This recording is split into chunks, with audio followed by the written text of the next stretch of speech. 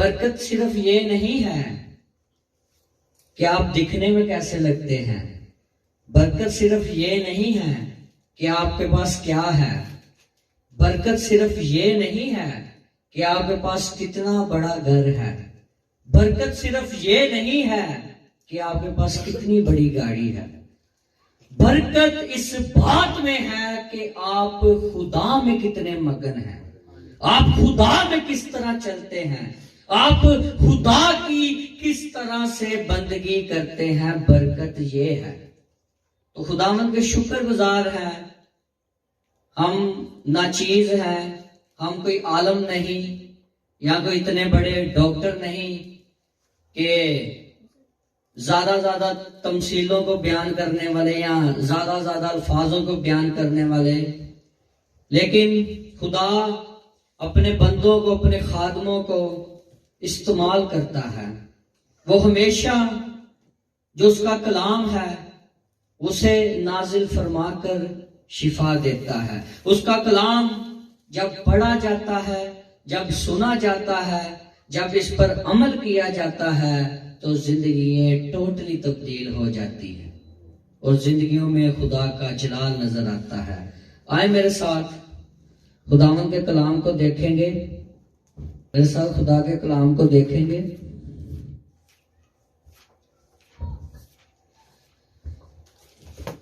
मेरे साथ निकालिए हिफ्सियों के नाम पलूस रसूल का खत, उसका 5 बाब और उसकी पहली आयात से लेके हम 15 आयात तक पढ़ेंगे। हिफ्सियों के नाम पलूस रसूल का खत, उसका 5 बाब, उसकी पहली आयात से लेके हम 15 आयात तक खुदा के पाक कलाम में से पढ़ेंगे। खुदा के कलाम में यूं लिखा है, बस अजीज फरजंदों की तरह खुदा की मानद बनो और मोहब्बत से चलो, जैसे मसीह ने तुमसे मोहब्बत की और हमारे वास्ते अपने आप को खुशबू की मानिद खुदा की नजर करके कुर्बान किया।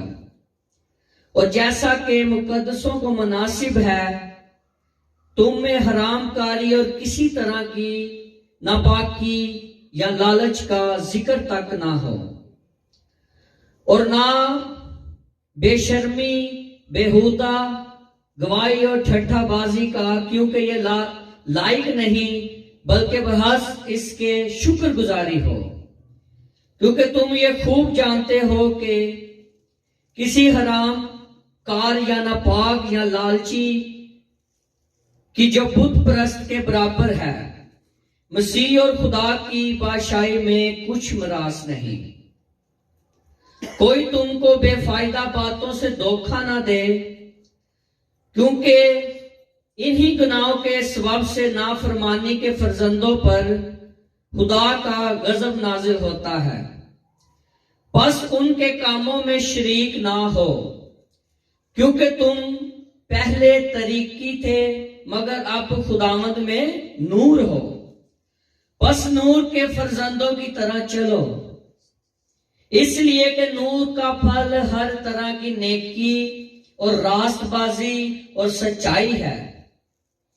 और तजर्बे से ये मालूम करते रहो कि खुदावंद को क्या पसंद है, और तरीकी के बेफल कामों में शरीक ना हो, बल्कि उन पर मलामत ही किया करो, क्योंकि उनके पोशीदा कामों का जिक्र भी करना शर्म की बात है।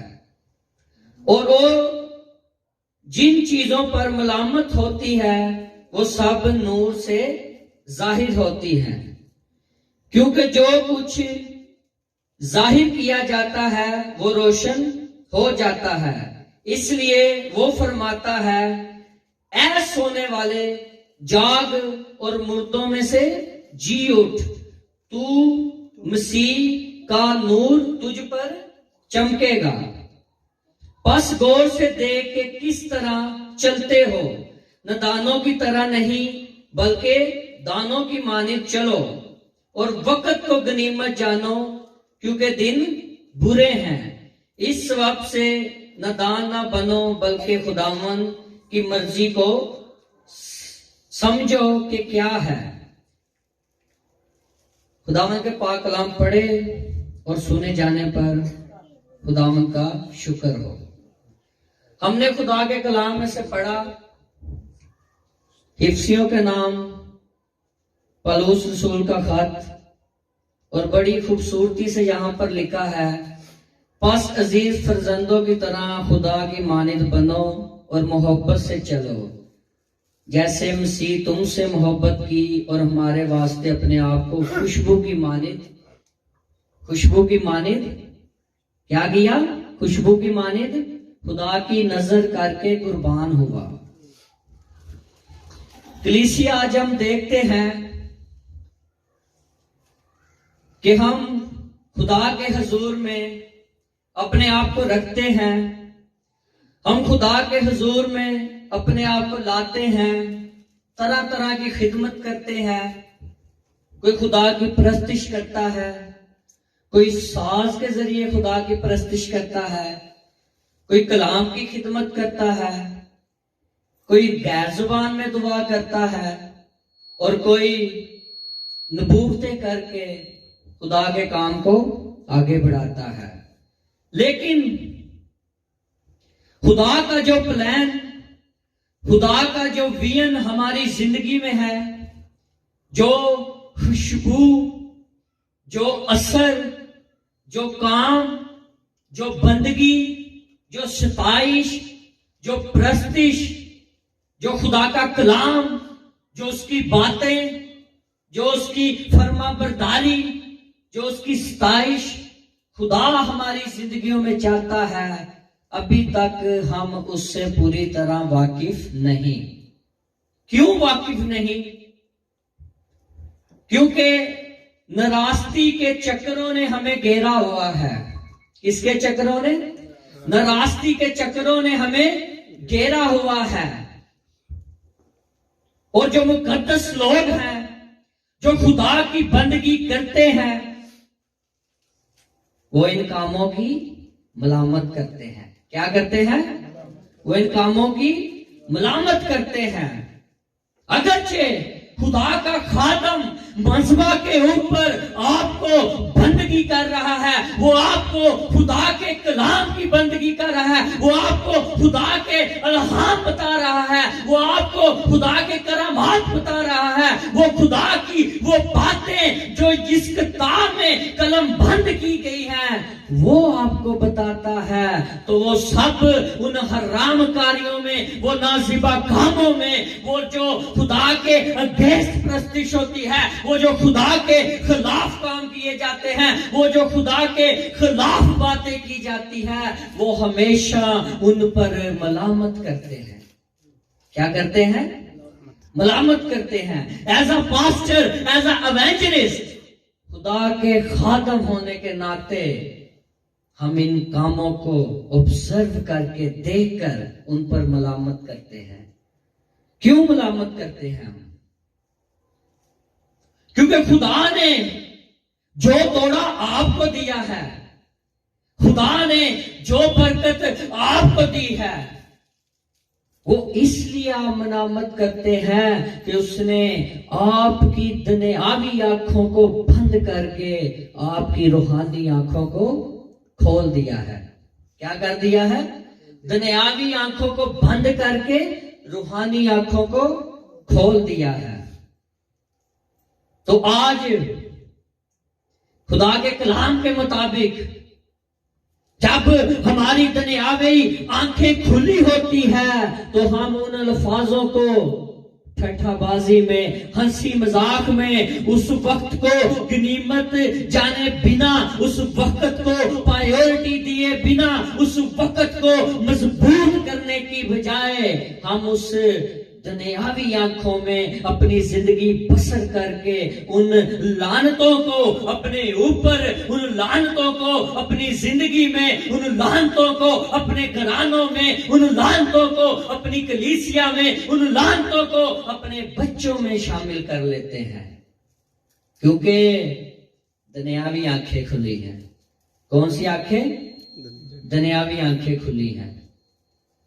और खुदा के कलाम में लिखा है, ये कोई मेरे अल्फाज नहीं, ये किसी और पासबान के अल्फाज नहीं, बल्कि ये खुदा के कलाम में लिखा हुआ मिलता है कि अपनी आंखें खोल के रख, तू किसी से धोखा ना खाए, किसी से धोखा ना खाए। ध्यान कर कि जो लोग तेरे इर्द गिर्द हैं, जो लोग तेरे साथ चलते हैं, जिन लोगों को तूने मुकर्रर किया है, जिन लोगों को तूने अपनी पावर पर मुकर्रर किया है, क्या तेरे वो खिलाफ है या वो तेरे साथ चलते हैं? Hallelujah, hallelujah. आज तो फिरकाबाजी, एटीट्यूड, एक दूसरे को सुपीरियर समझना, अपने आप को ज्यादा सुपीरियर समझना, समझ लें कि आपकी आंखें दुनियावी हैं। क्या आंखें हैं? दुनियावी। उसने कुर्बान होते ये नहीं कहा, जब उसे स्लीव दी उसने ये नहीं कहा कि भाई ये मेरी मिनिस्ट्री है, ये मेरा काम है। नाफरमानी, शुरुआत में नाफरमानी हुई, और लेकिन उसके बदले में यीशु ने उस गुनाह के पर्दे को फाड़ डाला, खत्म कर डाला। किस लिए? कि आपकी आंखें खुल जाएं, आपकी आंखें खुल जाएं। आज हम मसीह का काम तो लेकर चल रहे हैं, इस कलाम को उठाकर तो चल रहे हैं, हम इस कलाम की बातों को बयान तो कर रहे हैं, लेकिन हमारी आंखों में दुनियावी काम है। हम उन दुनियावी कामों को प्रायोरिटी देते हुए मसीह के इल्हाम को, इस कलाम को, इस रोशनी को हम नजरअंदाज कर देते हैं। क्या कर देते हैं? पहले तुम तरीकी में थे, पहले तुम तारीकी में थे, अब यीशु ने तुमको नूर में चलाया है। कहां चलाया है? नूर में चलाया है। पहले तुम्हें दुनियावी आंखों ने अंधा करके रखा था, तुम्हें नहीं पता था कि ये सच्चाई हमें क्या बताती है। ये सच्चाई हमें क्या बताती है? कौन सी वफादारी, कौन सी वो बात जिसके साथ हम मसीह के दामन के साथ जुड़े रहते हैं, कौन सी वो इबादत जिसके साथ हम खुदा से बरकत पाते हैं, कौन सा वो वादा जो हम पूरा करके अपनी बरकत को हासिल करते हैं, कौन सी वो ऐसी दुआ जिसके वसीला से बंधन टूट जाते हैं। Hallelujah, hallelujah. नहीं पता, नहीं पता, क्योंकि अभी तक नाराजगी ने, अभी तक दुनियावी कामों ने, अभी तक दुनियावी फिरकों ने, अभी तक दुनियावी इमारतों ने, अभी तक दुनियावी अल्फाजों ने हमें उस चक्कर में, उस सर्कल में घुमा के रखा है कि हम मसीह की उस कुदरत इलाही जो हमारे लिए उसने खून बहाया, उसकी कीमत, उसकी कदर को, उसकी उस खून बहाने की कदर को हमने इग्नोर करके सिर्फ अपने आप को सबमिट कर लिया है जहान के कामों के लिए। मेरे यीशु ने कहीं पर कहा कि तुम एक दूसरे के चर्च ना जाना। मेरे यीशु ने कहीं पर कहा कि तू इससे नफरत रखना। मेरे यीशु ने कहीं पर कहा कि तू इंसान को दुख देना। मेरे यीशु ने कहीं पर कहा कि भाई सिर्फ ये कलाम तेरे लिए है, सिर्फ तू ही इसका मालिक है, सिर्फ तूने इसे सुनाना है। यीशु ने कहीं कहा, बल्कि उसने पूरे जहान के लिए कफारा दिया, उसने पूरे जहान के लिए कुर्बानी दी ताकि पूरा जहान बच जाए। जो उस पर ईमान लाए हलाक ना हो बल्कि हमेशा की जिंदगी पाए। उसने हमेशा की जिंदगी देने के लिए आपको एक और मौका फराहम किया कि आप इस रूहे जमीन पर आके उसके कलाम की उन बातों को सीख सके जो उसने इसमें कलम बंद कर दी है, जो उसके रसूलों के वसीला से, नबियों के वसीला से ये बातें हमारे सामने मंजरे आम पर आई। तो फिर क्यों आज हम उन्हीं तफरीकों को लेकर, उन्हीं बातों को लेकर हम अपनी जिंदगियों को आगे फॉरवर्ड कर रहे हैं और अपने आप को नुकसान दे रहे हैं और उन बातों पर मलामत नहीं कर रहे। खुदा ने नूर से आंखें खोल दी हैं, नूर में चल रहे हैं, तरीकी नहीं है, अब नूर है। खुदा का कलाम हमारे पास है, ये नूर है, ये बातें हमारी रहनुमाई करती हैं, ये बातें हमें सिखाती हैं, ये बातें हमें दुरुस्त करती हैं। तो इसका मतलब है कि फिर हम नूर में भी चलते हुए अपने आप को तरीकी जाहिर कर रहे हैं। आज अगर कोई अच्छा कलाम सुनाता है, कोई अच्छी लीडरशिप में चलता है, तो हम उसे अप्रिशिएट नहीं करते, बल्कि हम एक सियासी तौर पर एक सियासी काम को बनाकर बैठ जाते हैं और उन बातों को ठट्ठाबाजी में उड़ाते हैं, उन बातों को ठट्ठाबाजी में उड़ाते हैं। खुदा को सिर्फ हमारी आवाज नहीं चाहिए, खुदा को सिर्फ हमारे वो अल्फाज नहीं चाहिए कि जो हम ऊंची ऊंची बुलंद आवाजों से बोलकर सुनाते हैं। खुदा को वो वफादारी चाहिए, क्योंकि उसने आपसे वफादारी की है। वो आपकी जिंदगियों में जलाल देखना चाहता है, वो आपकी जिंदगियों में उस नूर को देखना चाहता है। इसीलिए खुदा में यीशु मसीह ने कहा, तुम जमीन के नमक हो। क्या हो? तुम जमीन के नमक हो। अगर तुम में से नमक का जायका जाता रहे तो किस चीज से नमकीन किए जाओगे, सिवाय इसके कि आदमियों के पांव के नीचे रोंदा जाए। हाँ, नीचे नमक ना पाओ जायका रह जाता है। अगर खुदा ने कहा है कि तुम जमीन के नमक हो, अगर आप में से उसका जलाल निकल जाता है, अगर आप में से उसकी ममूरी निकल जाती है, अगर आप में से उसका असर निकल जाता है, तो किस नूर के साथ आप ममूर किए जाओगे? कौन सी बरकत रह जाएगी जिस बरकत के साथ आप उसके साथ वफादारी करेंगे? उसने सबूत दिया, उसने आपको सबूत दिया। उसने सिर्फ ये नहीं कहा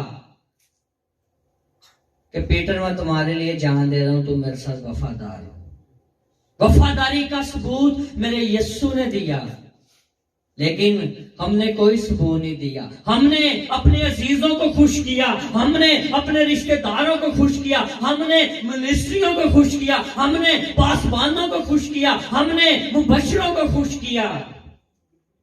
जो खुदा से हटकर, बेटा इसमें हंसने वाली कोई बात नहीं, ये खुदा का कलाम है, आप बरकत लेने आए हैं। आपने किसे खुश किया?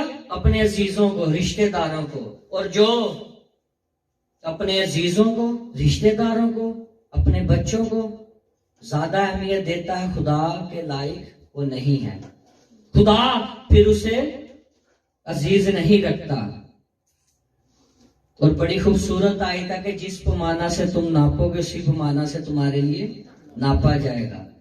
जितनी आप खुदा को अहमियत देते हैं, जितनी आप उससे दुआ करते हैं, उतनी ही वो आपको बरकत देता है। जितना आप उसे खुदा मान लेते हैं अपना, कि मेरा यीशु है, इसने मेरे लिए कुफारा दिया है, इसने मुझे नाराजगी से निकालकर मेरी रूहानी आंखों को खोला है। और खुदा आज मैं तेरा वफादार हूं, आज मैं तेरा वफादार हूं। जो शनीमी नाम की औरत थी, इसी तरह उसकी जिंदगी में मौजा नहीं हुआ, क्योंकि जब उसने खुदा के बंदा को देखा तो तब भी उसने खुदा के साथ वफादारी दिखाई, क्योंकि उसकी आंखें खुल गई थी। वो जानती थी कि ये खुदा का बंदा है, मैं इसके लिए कोठरी तैयार करूंगी, मैं इसके लिए खाना बनाऊंगी। वो अपने शोर को कहती है कि ये खुदा का बंदा है। और जब आपकी आंखें खुल जाती हैं तो फिर आपको अच्छाई और बुराई में फर्क नजर आना शुरू हो जाता है।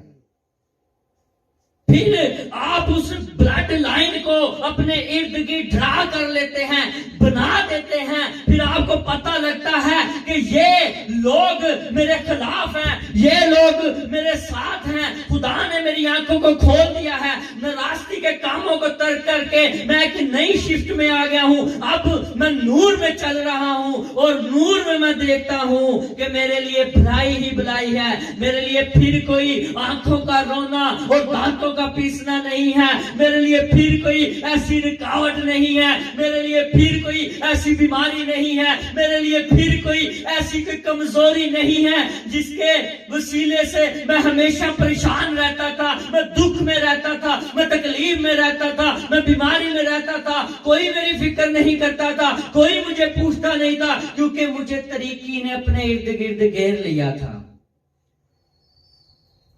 तो अपनी सारी फिक्रें मुझ पर छोड़ दे, क्योंकि मैं तेरी फिक्र करता हूं। मेरे यीशु का बयान है, वो हमारी फिक्र करता है। फक्त अपनी आंखों को नूरानी करें। बदन का चिराग क्या है? बदन का चिराग क्या है? आंख। और अगर आंख दुरुस्त नहीं तो बदन दुरुस्त है? बदन भी तरीक है। बदन क्या है? तरीक है।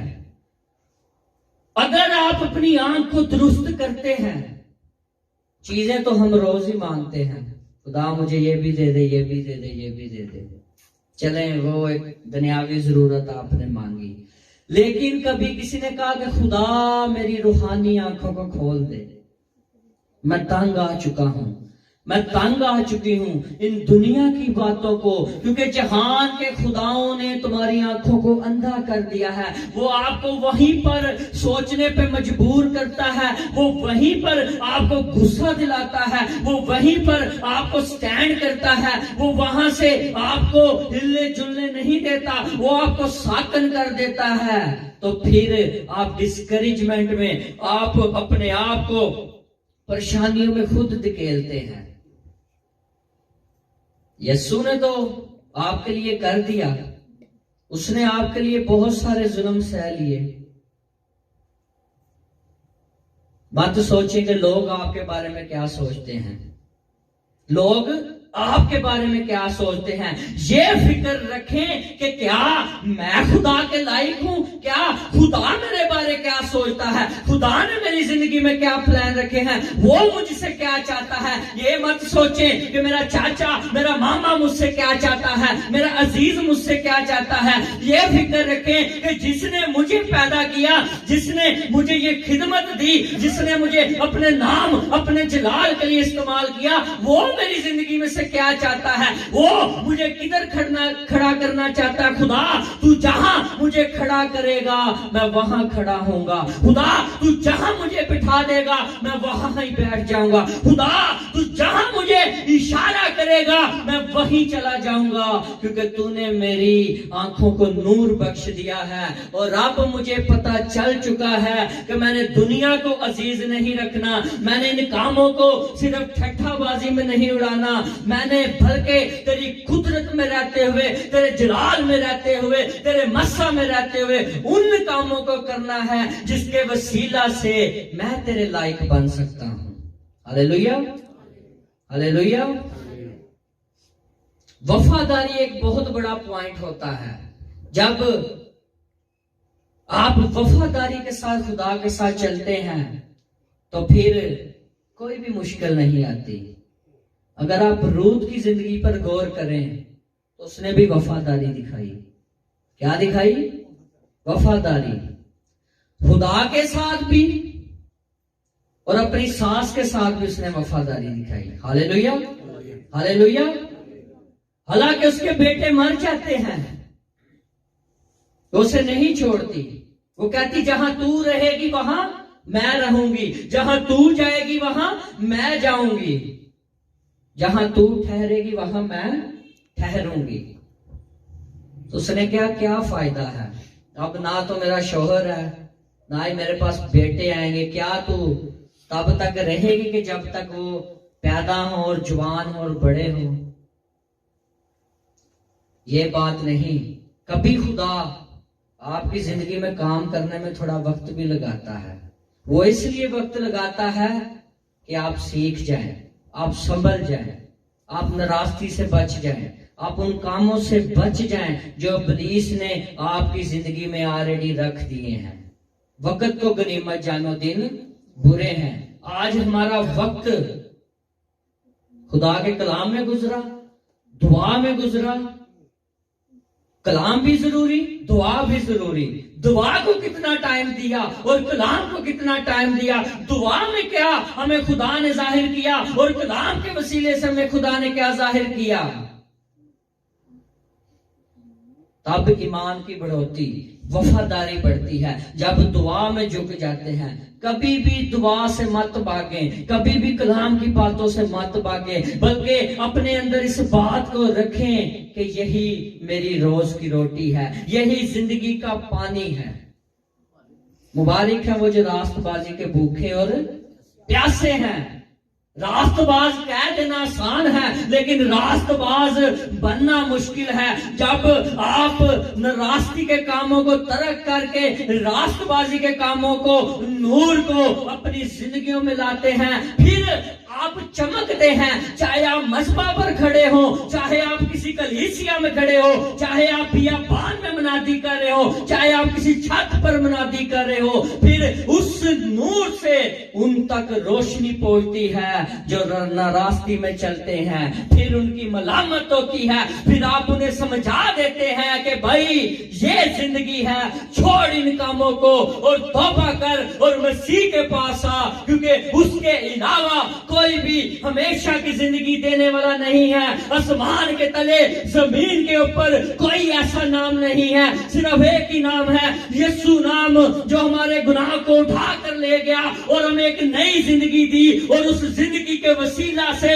आज हम उसकी कुदरत में रहते हुए उसके कलाम की बातों को, उसके कलाम के अल्फाजों को उन लोगों तक पहुंचा रहे हैं जो नाराजगी में मर रहे हैं, जो नाराजगी में आ चुके हैं। और खुदा आज इस नूर के वसीला से सारी बदकारियां और नाराजगियां जाती रहें और तेरा कलाम हमेशा पूरा आता रहे और ये तेरे लोग तुझसे हमेशा बरकत पाते रहें। Hallelujah, hallelujah.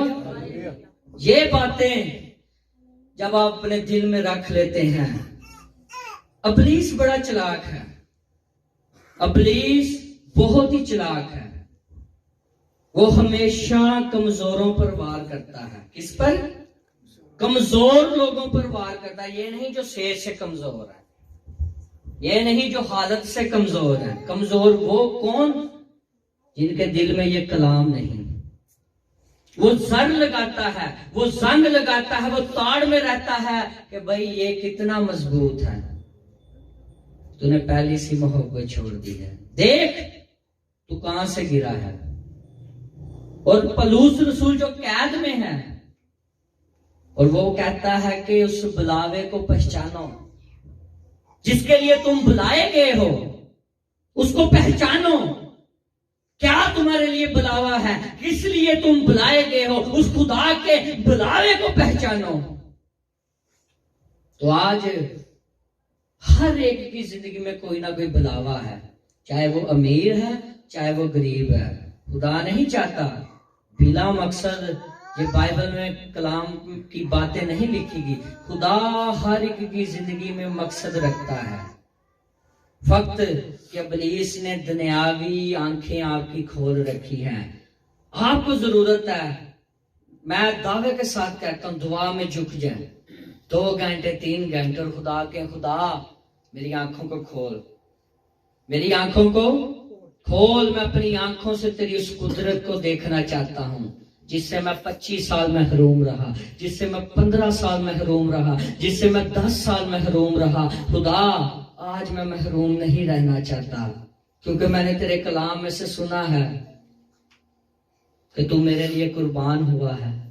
मैंने तेरे कलाम से सुना है कि तूने इंसान को एक और मौका फराहम किया है। मैंने तेरे कलाम से यह भी सुना है कि सिर्फ तू अपने खुदा की इबादत कर। मैंने तेरे ये भी कलाम से सुना है कि तेरा वादा है कि मैं तेरे बीच में से बीमारी को दूर करूंगा। मैंने ये भी तेरे कलाम से सुना है कि मैं तेरे रोटी और पानी पर बरकत दूंगा।